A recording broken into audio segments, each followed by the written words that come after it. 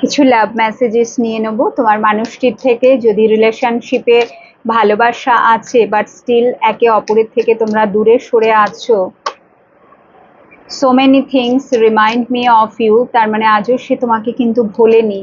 অনেক কিছু তোমার আর তার যে একসাথে যখন তোমরা ছিলে সেই স্মৃতিগুলো আজও সে বহন করে বেড়াচ্ছে, যেগুলো বারে বারে তোমার কথাই তাকে মনে করিয়ে দেয়।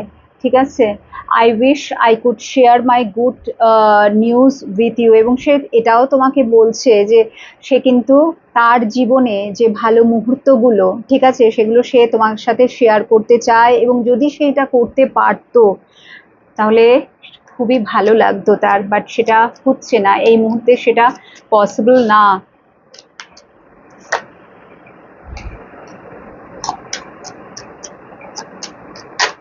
সে ভীষণভাবে চাইছে এই কানেকশনটাকে বুঝতে, তার মানেই হচ্ছে এই যে এখানে প্রথমেই এসছে so many things remind me of you, তার মানে সে হয়তো তোমাকে একটা সময় খুব ভোলার চেষ্টা করেছিল বাট পারে তো নি না।